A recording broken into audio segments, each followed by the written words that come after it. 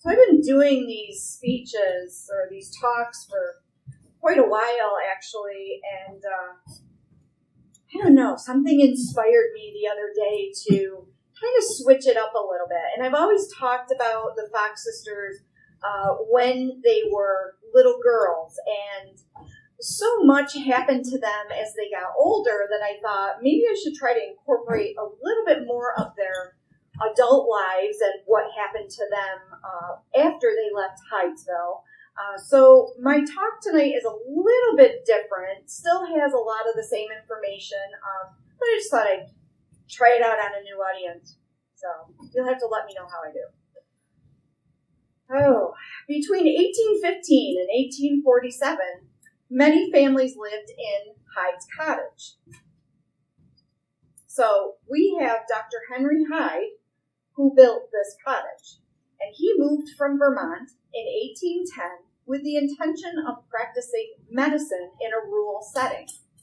The average life expectancy for an adult was little more than 40, and 1/5 of children never saw their first birthday. Medicine came in the form of a tonic that was a mixture of opium and alcohol. Dr. Hyde, in order to supplement his income, opened a public tavern that served some of the migrants that were heading west. Within a few years of the doctor's arrival, clapboard houses replaced log cabins, and wealthier families built fine brick homes. 2 miles west, settlements sprang up in Arcadia. Legend has it that the original survey line for the Erie Canal would pass a few feet north of the main road in Hydesville. When the residents learned of this, they argued that a stagnant body of water would threaten their farming lifestyle and community. They pulled up the surveyor's stakes and replaced them. The state surveyor's line was run a mile farther south. Records in the state archives confirm this change, but there was no reason given. Unfortunately for Hydesville, a poorer decision couldn't have been made. While Arcadia flourished because of the canal, Hydesville came to a standstill. By the mid-1840s, Hyde's Tavern had all but disappeared, and Dr. Hyde had passed away. His son Artemus became a well-to-do landowner, and it was from him that John and Margaret Fox rented a small frame house for their family of 4. From 1842 to 1843, the cottage housed the Bell family. According to a statement given by Miss Lucretia Pulver, she had lived in the house one winter. She worked for the Bell family part of the time, and she also boarded there while she went to school. She lived with the family for approximately 3 months. During the time she was there, she reported to hear knocking under the bed and what appeared to be a man's footsteps walking down to the cellar. She recalls before the noises started, a foot peddler had called. He had with him a tin pack filled with thimbles, yarns, and woven goods. She had wanted to buy some of the things that the peddler had, but had no money with her. The peddler promised to call on her at her father's home the next day. It was at this time that Mrs. Bell announced that Lucretia's services were no longer needed and that she would go home. She was taken home by Mrs. Bell, leaving Mr. Bell and the peddler alone. 3 days later, the Bells sent for Lucretia again, saying they had made a mistake. The peddler never made it to the Pulver residence. One evening, Mrs. Bell sent Lucretia down to the cellar, and she tripped and fell into a pile of what appeared to be loose dirt. After she returned upstairs, Mrs. Bell asked her why she had screamed. And when she explained, Mrs. Bell laughed at her and told her it was only rats digging in the cellar. Then she was asked to stay home from school one day to help fix some coats that were too big for Mr. Bell. These coats were ripped to pieces when she saw them. A short time after this, Mrs. Bell presented Lucretia with a thimble and said she had purchased it from the peddler. With the knocking noises becoming louder and more frequent, Lucretia requested to return home. The Bell family eventually moved to Lyons and then to Loch Berlin due to Mrs. Bell's declining health. They are loud. little distracting. From 1843 to 45, the house was occupied by the Weekman family. They, too, were plagued by strange noises and rappings. Mr. Weekman would frequently check the front door to see who was calling, only to find that no one was there. Some nights they would be awoken by their daughter's screams as she cried out that something had been moving around her head and face. Worn and tired from lack of sleep and lack of answers for the strange noises in their home, the Weekman family moved out as well.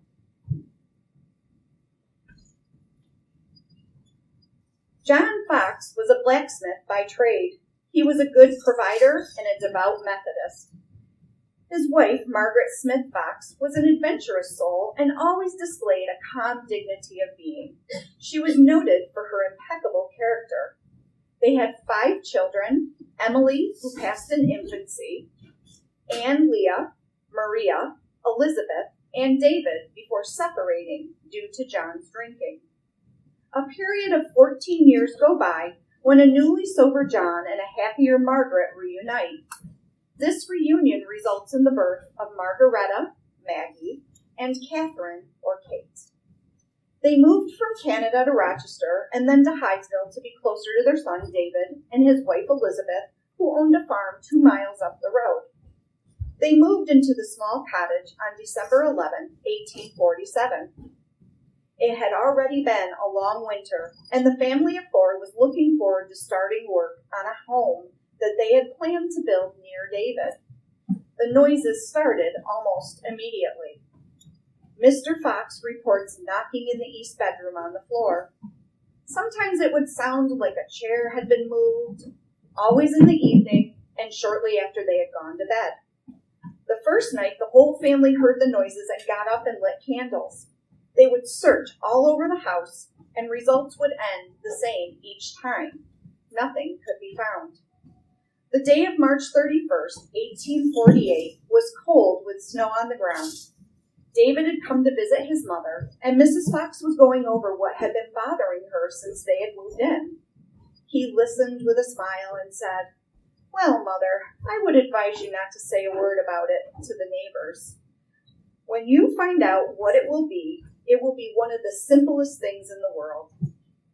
The family had gone to bed early that night with the hope of a sleep-filled night, but they were doomed to disappointment.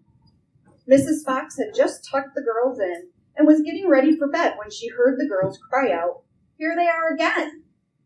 On this night, the noises sounded louder and more persistent than ever. The girls, excited, sat up in bed, talking constantly. Mr. Fox checked the doors and the windows. He thought since the night was windy that the sashes might be rattling. But the raps continued and seemed to mock or answer back to the noises. Katie Fox, 9 at the time, made the noise with her hands and fingers. As fast as she made the noise, the sound followed. Maggie, who was 12, spoke up and said, "Now do this just as I do. Count 1, 2, 3, 4, striking one hand and the other at the same time. The blows that she made were repeated as before.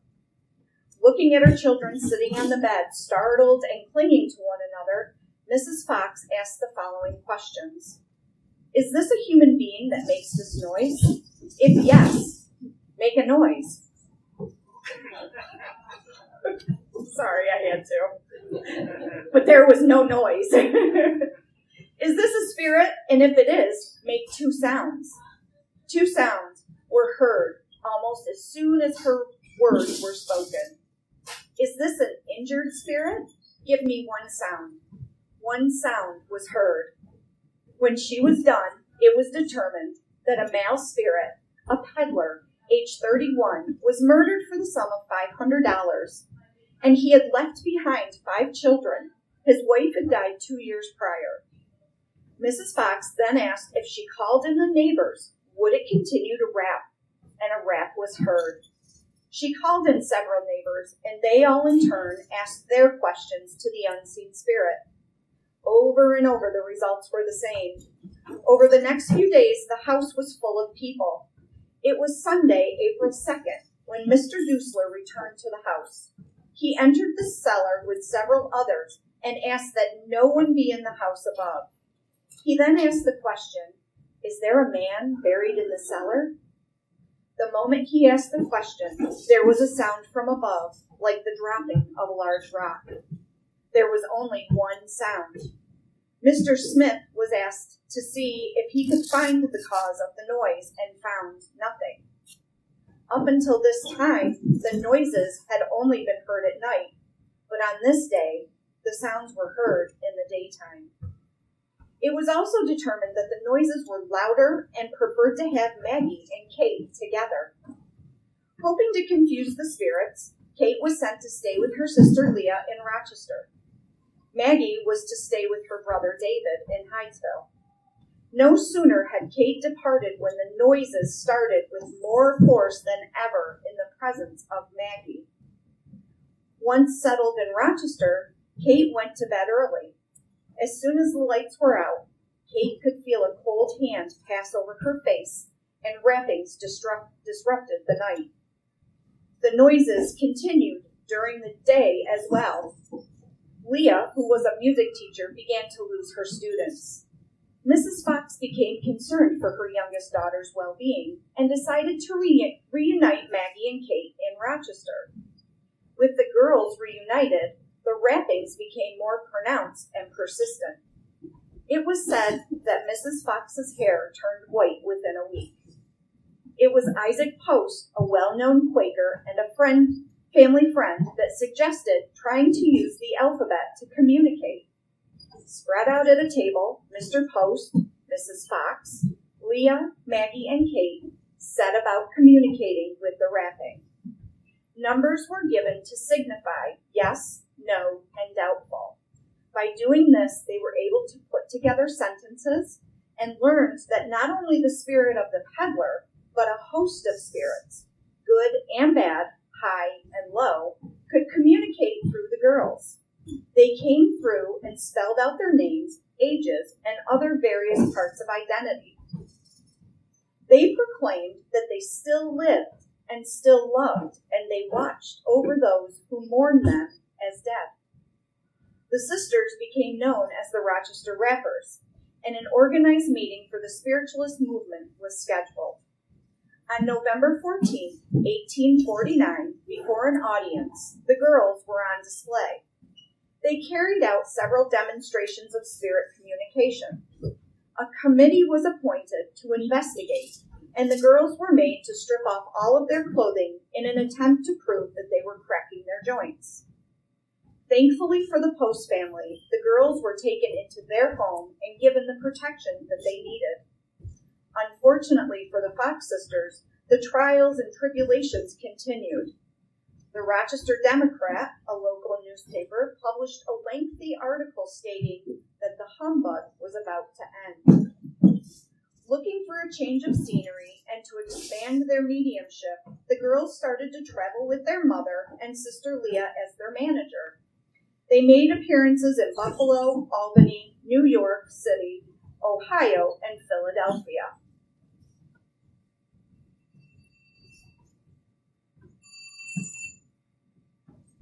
Anne Leah Fox, Fish Brown Underhill, known to her family as Leah, became the manager of the sisters and had a daughter, Lizzie, from her first marriage at the age of 14.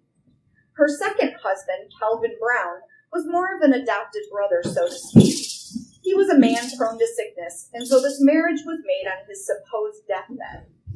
Calvin discovered for himself what the spirits could do. While living in the Prospect Street house in Rochester, the spirits were in full force.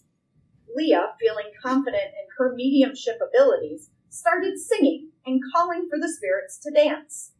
Stomping on the floor commenced at once. I had to do it again.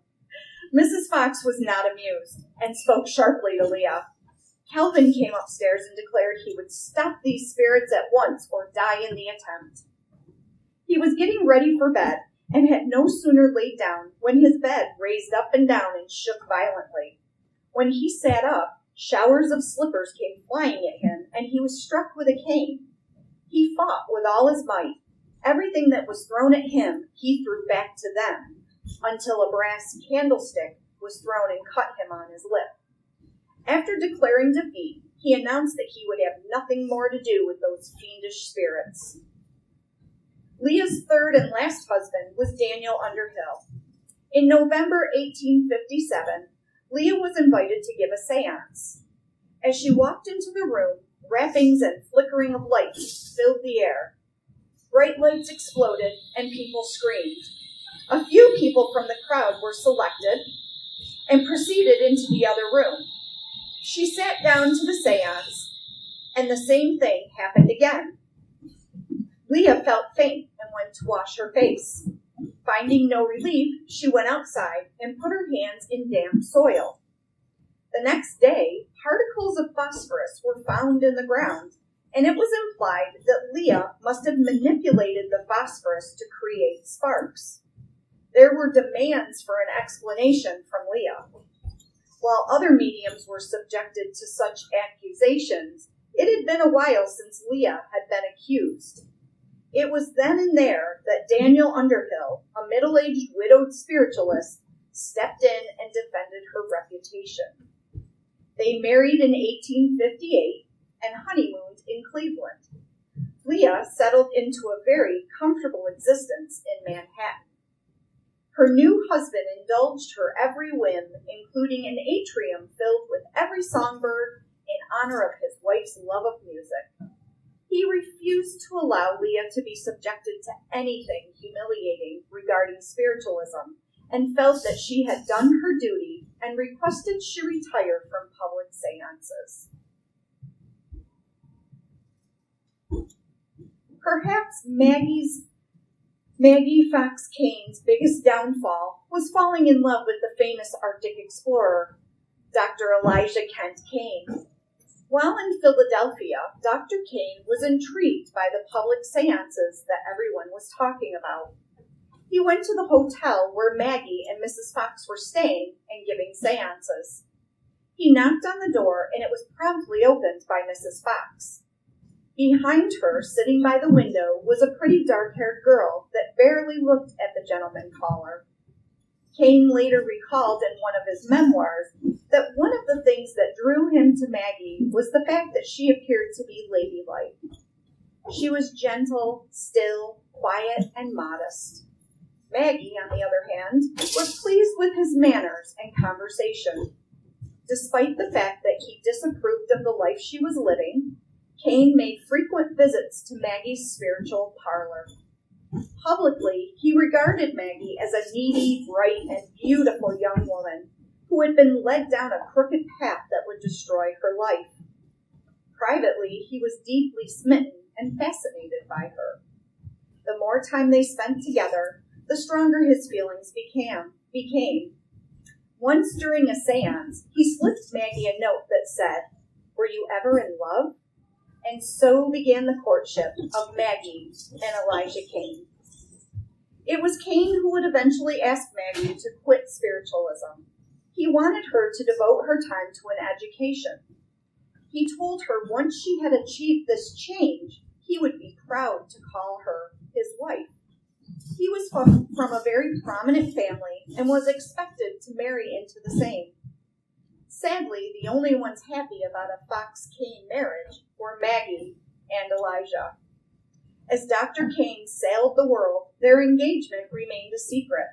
Upon his return, he explained that their marriage had to be put on hold due to the opposition from his family. To show the seriousness of the situation, he asked Maggie to sign a statement that no matrimonial engagement had existed. Stunned, Maggie hesitated at first, but at Kane's urging agreed and signed her name. Many months later, rumors surfaced of a marriage between Dr. Kane and Maggie. With Katie, Mrs. Fox, a servant, and an unidentified friend, Elijah placed his hand in Maggie's and declared, "Maggie is my wife, and I am her husband. Wherever we are, she is mine, and I am hers." With the mutual exchange of vows, they were wed. It was as legitimate as any that had been performed in a church. Kane promised Mrs. Fox that he would announce the marriage publicly when he returned from Europe the following May. Sadly, Kane became ill on one of his adventures and was sent to Havana for a cure. He suffered 2 strokes, and the latter eventually took his life. Maggie and her mother were preparing to travel to Havana when they received the news that Dr. Kane had died on February 16, 1857. When Maggie read the news, she turned white and fainted. She became physically ill with grief for many months. Alone and in the dark, she was inconsolable. There were many public ceremonies for Dr. Kane, but Maggie did not attend any. His family refused to recognize their marriage. Later in a family published bibliography, Maggie was not even mentioned.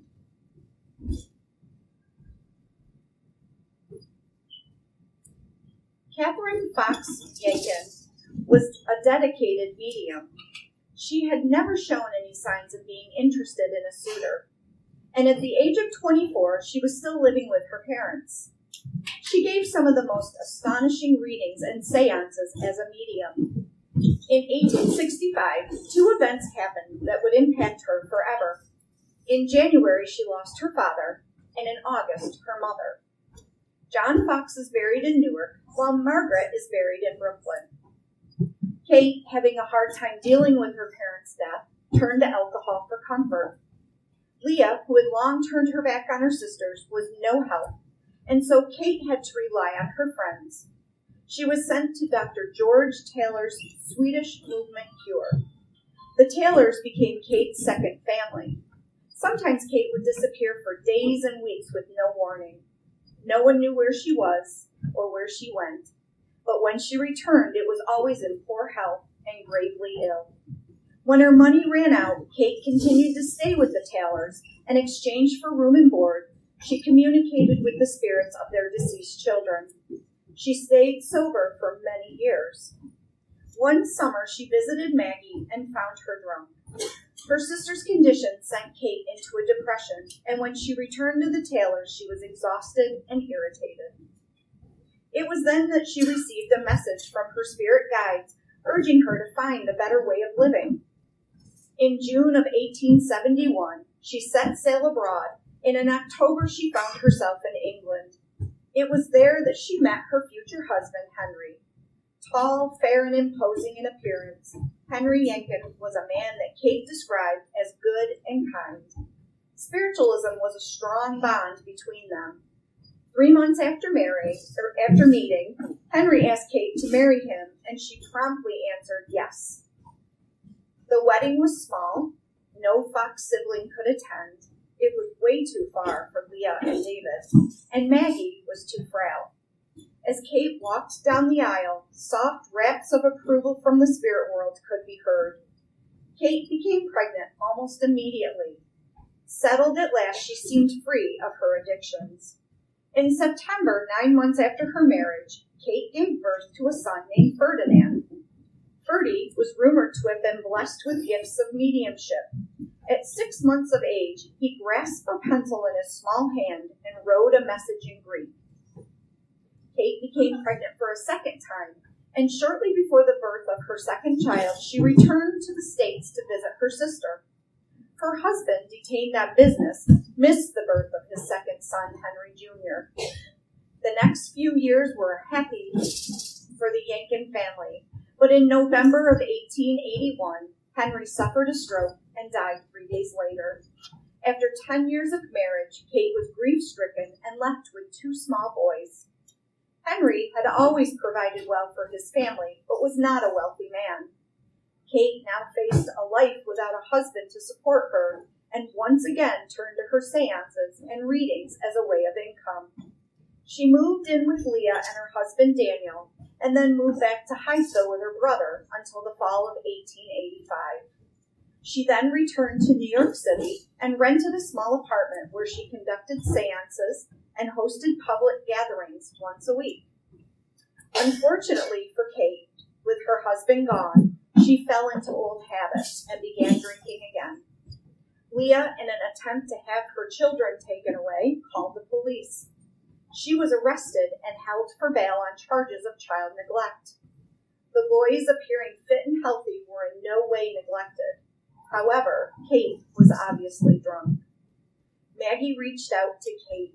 They booked a passage and set sail for England. After a few years, Maggie returned to the States while Kate remained.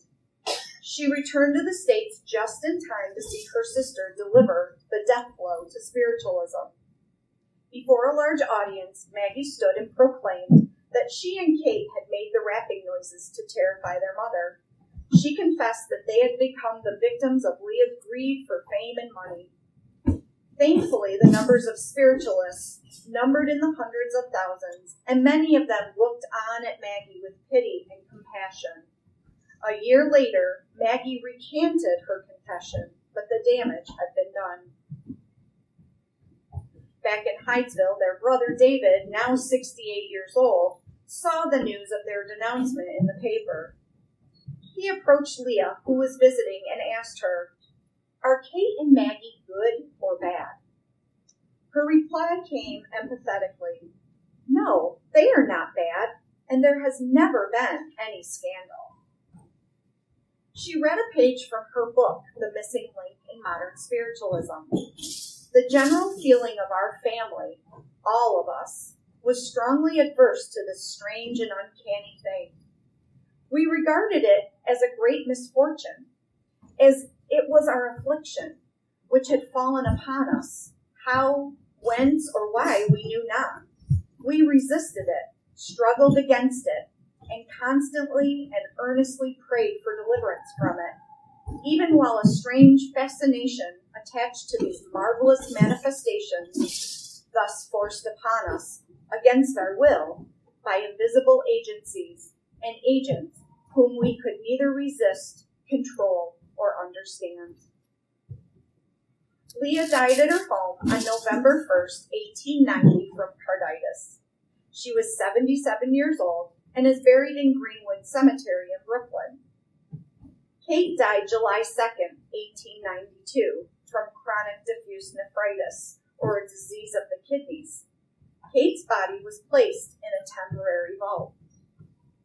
Maggie died March 8, 1893. It was said that her heart had just given out. With no money for a proper burial, Kate's body was removed from its temporary vault, and she and Maggie were buried together at Cypress Hill Cemetery in Brooklyn, New York. Together in death as in life.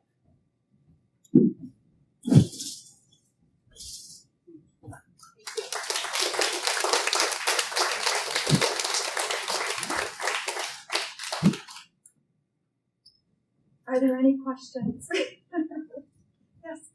You mentioned that Dr. Kane, the husband, the relationship with Dr. Kane really showed us different. Valentine Museum. Okay, yeah. He had the exhibit, he was alive, he used to do Dr. Kane. Okay. I don't know if Was the same Arctic explorer? well, I'm not, yeah, that's all confused if the name is simple. Yeah. That's what all I Right, yeah. I'd have to look into it. I'm not really sure if there's a relationship there, but I will definitely look into it. I think that Dr. Kane that he played was,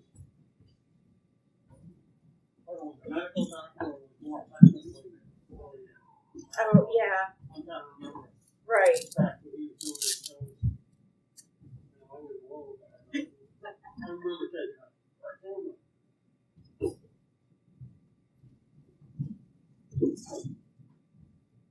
Yeah, what was Valentine? I guess it's still Valentine. Yeah. Interesting.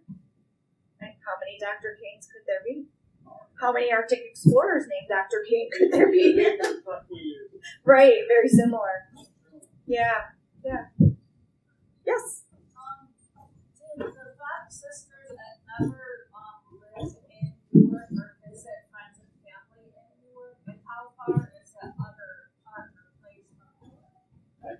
So right now, the Hydesville Memorial Park which is also known as the Fox Sisters property, is still on the corner of Hydesville and Parker Road. So it's about 5 minutes away. If you go down 88 and you turn on Hydesville Road. Is it toward, let's see, is it toward the grocery store down here past the bridge, or more past that mansion as you get into the road? It's to the north. So if you're going out 88, Joey's north. Yep. If you go past that, yep, you go over the bridge. You'll come to Hydesville Road, and you turn left onto Hydesville. Okay. So the same side as a little grocery store up here in the corner. It's to the left. It's a few roads past the grocery store. Yes. Okay. Yes. Yep. Still there. There's a big enclosure. The original foundation is there. The original cottage, Hyde's Cottage, was actually moved to Lilydale in 1916. Did they ever, into Lilydale. Did they ever visit certain homes in Newark? They did. Well, their brother lived here for his whole adult life. So he lived on Parker Road. Yes. His house is still on Parker Road. It's a private residence, but his home is still there. But yeah, they would come back. They're one of the things that I always found very interesting, because you always hear about the Fox sisters, their older sister Leah, and their mother, how they went on this world tour, and then eventually settled in, the various places that they lived, the last place being New York City. Well, John Fox was still here in Hydesville. He was building his house on Parker Road and actually finished it, and was living in his home, waiting for his wife to someday come home to him in his home, but she never did. She stayed with her daughters until she died. Wow. Yeah. I kind of felt bad for the poor guy, slaving away on his house. Is there, I know Newark is somewhat small, is there a list of, like, how the Long Island Medium, 5 years ago used to visit, like, homes? Is there a list of well-known homes she went to, or they paid her? If they were here, they were visiting family. I don't believe they did any seances or any readings here, because they were 9 and 12 when they left. And so when they came back to visit, it was, when they were like 19, 18, a little older, 25, 30. Kate came back with her children for a little while. So you said you're originally from around here, but mainly moved to New York City. When they were adults, yes. Yep.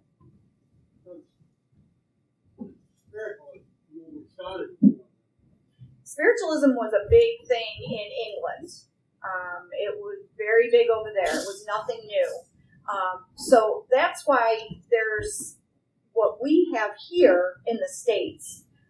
What the girls discovered by communicating with the peddler became known as modern spiritualism, because they did it in a modern way by imitating. They would make a noise, the spirit would make a noise, and then it kind of grew from there.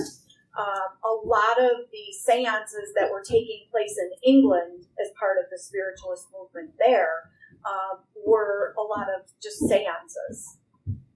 So they didn't use any fancy ways of communication. It was just a medium, and then the spirits would come through the medium for communication.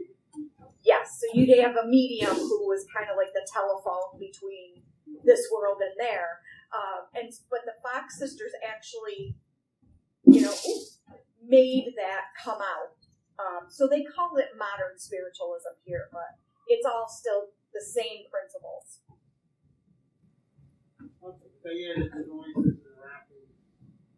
They went on to do, yes, they really brought the communication to a forefront here in the States. Probably in England, they were laughing and saying, we've been doing that for 100 years. It's no big deal. So, yeah. But they just brought it to a different, they used a different platform to do it. Yes? That's a very interesting story. they moved the house to Lilydale. There was a man by the name of Benjamin Bartlett, and he came from Philadelphia and Pennsylvania area, and he wanted to buy the land and the house. But for whatever reason, the Hyde family said, no, you're not going to buy the land. And so he said, okay, I'll buy the house. So he bought the house, and he took the house apart, board by board, took the windows out, everything, took it all apart. They put it on a barge. It went up as far as it could go on the canal, and then they put it on a truck, and then they took it to Lilydale, and then they put it all back together, and they restored it. It was in pretty rough shape by 1916. It was pretty bad. A couple years ago, we have a family that lived down the road from us, and the last member that lived there, he had passed away. His niece came to me and said, I found something in my great-grandmother's dresser, and I think it belongs to you. And I thought, didn't know this lady, so okay. But she brought me a board, and it's, about this big, and it was wrapped in paper, and on the back of the board is a little note that says, from the original cottage in Hydesville. And we looked at the dates, and we researched it, and everything kind of lines up. And if this is the original board, it is the only piece left. Because in 1952, there was a fire, and the cottage burned to the ground in Lilydale. So everybody remembers the cottage back here in Hydesville, but that was an exact replica that was built by John Drummond. And John Drummond was a gentleman who came, I think he came here in 1966, and he came to Hydesville because he thought that was where he was supposed to be. He was from Canada. He became an American citizen and literally went out and found period board and period materials and built an exact replica of the Fox cottage. And he lived in it. He showed it off. He was very knowledgeable in not only spiritualism, but just about every religion. And he really felt that where the cottage was on Hydesville and Parker Road was a kind of like a crossroad for spiritualists and religions in general. And, back then Wayne County was known as the burned over district anyway, so I don't doubt it. So that's what he did. He built the exact replica. And then, of course, that caught on fire, and it was left for quite a while. He was going to come back. He was burned. He was putting wood in a wood stove, and the house caught on fire. But he was going to come back, and he was going to rebuild, and, it wasn't a big deal to him. But unfortunately, his health didn't allow him. And then finally, the town stepped in the 90s and said, we're done. We're going to get rid of it. So they burned it. They did the final burning, the controlled burn. And then finally in 1998, the Spiritualist Church took notice and said, hey, we need to get this property back. And that's what they've been working on ever since. They came out. Construction started in 2000, and they cleared the land. They put the enclosure up. The enclosure is around the original foundation. And I know people are probably thinking, what is so special about this original foundation from 1810? Well, in 1904, there were school children playing in the old spook house, they called it.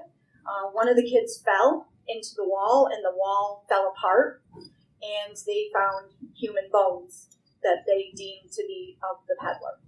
So poor Maggie and all of her, we faked it, kind of got a little vindication there. Doesn't his cell thing he used to carry around in Rochester in the gym? I'm sorry. His thing he carried, the peddler, the thimbles and things? The tin pack, yes. In a museum in Rochester? The tin pack, the family Bible, And then there was a board that went across the doorway of the original house that said Spiritualism originated here. Those are all in Lilydale. They went with the original house. And so the family Bible was burned in the fire, but they were able to save it, and they saved the tin pack. A couple years ago now, there was a gentleman whose great-grandmother was also a medium at Lilydale. And apparently there's a teapot that was kept on the wood stove in the original home. Had to do something with the Fox family. But for whatever reason, sometimes people take things and nobody knows why. Somebody took the teapot, and now it's back.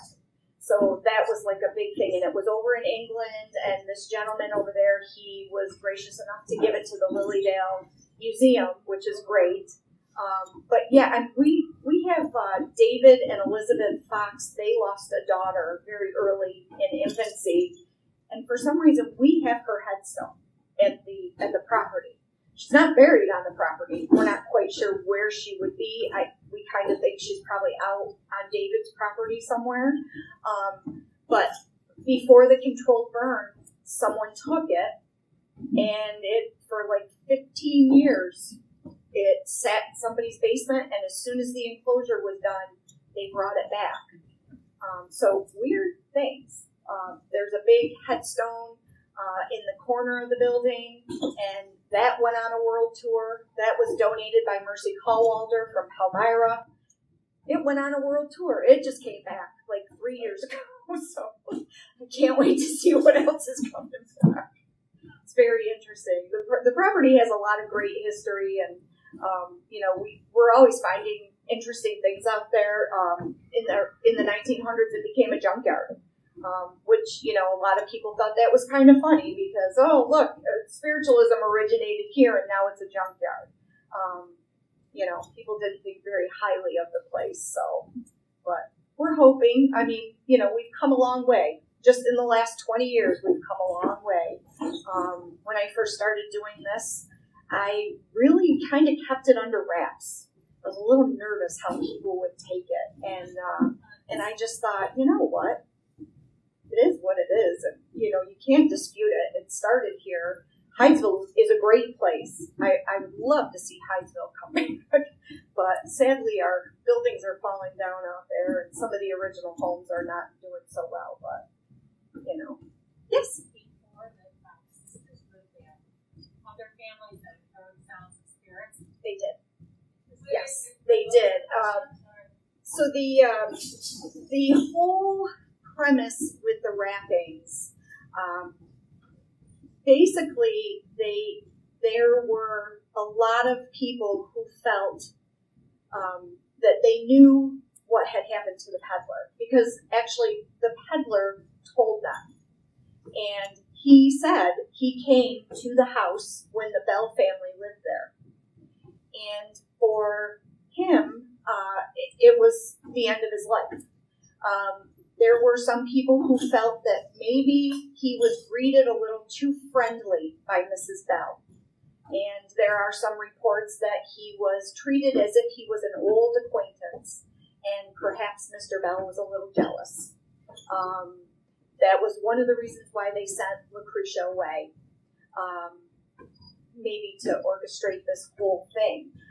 But up until that time, the house was quiet. But then when she came back, it was a lot of noise and rapping and the holes, and the jacket was torn.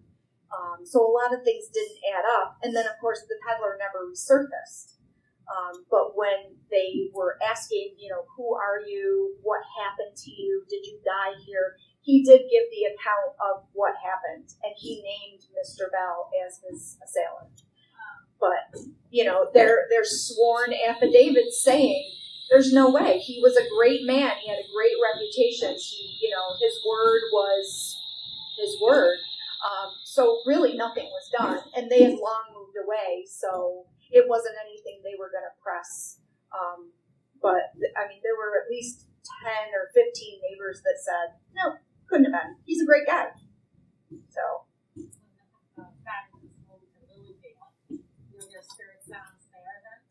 Yes. So when the house was moved to Lilydale, there was a medium by the name of Flo Cottrell, and she was what they called a rapping medium. So that's how she communicated with rapping sounds.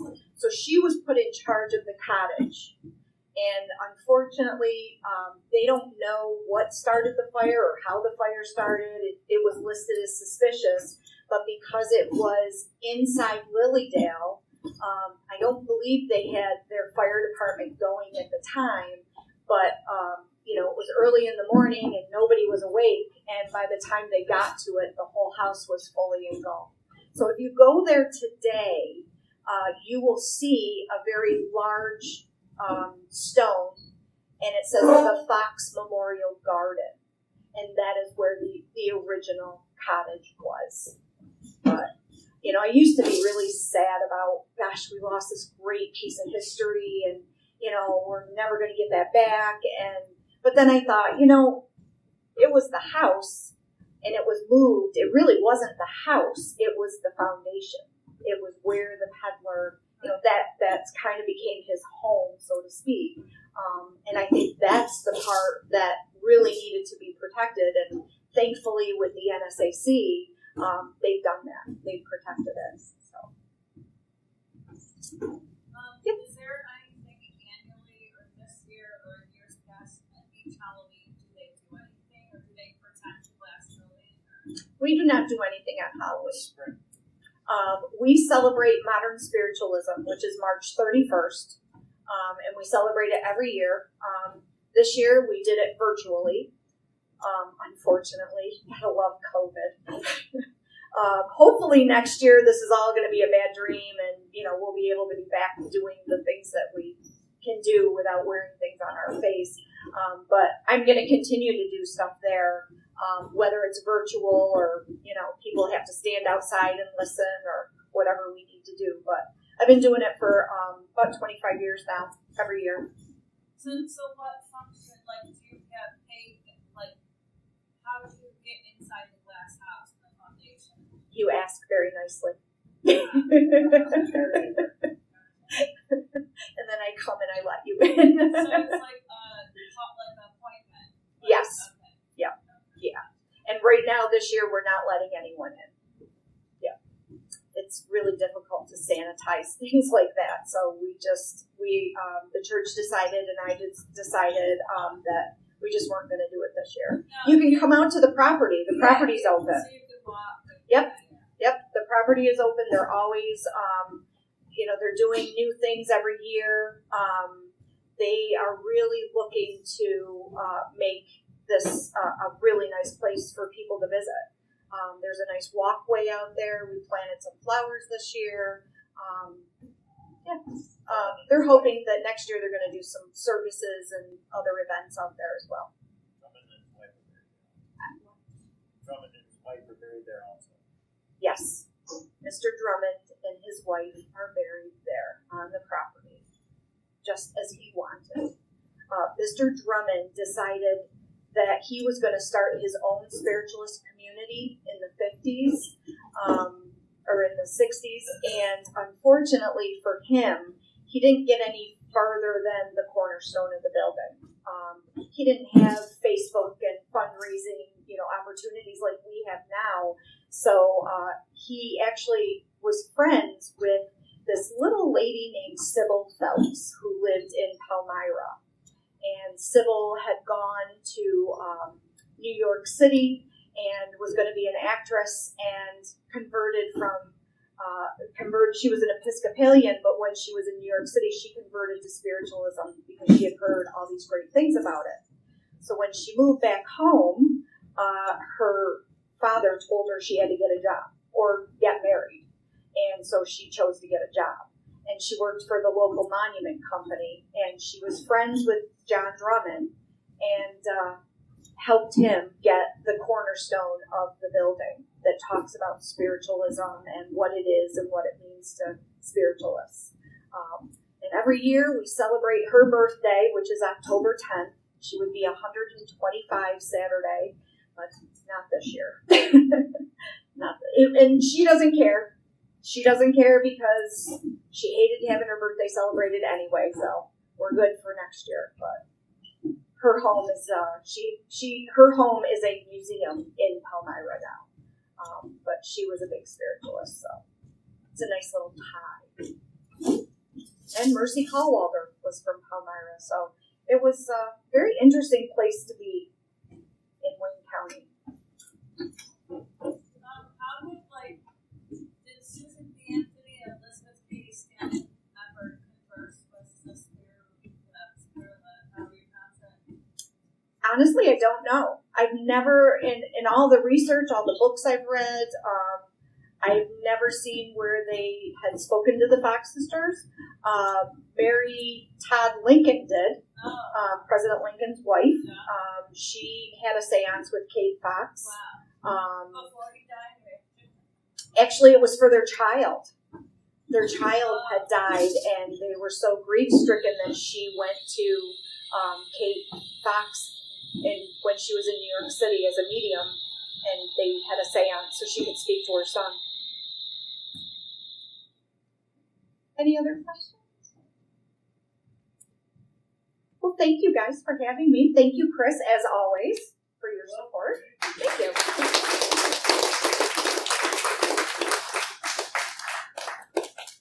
Well, I want to thank Tracy for coming out, and all of you folks too. We obviously did not know about the competition when they had set out. If we had, we would have maybe looked for someplace a little more quiet. Glad you took it in good humor, and I hope you, Tracy's a fountain of knowledge. I hope you take learn something new to take home. Thanks again.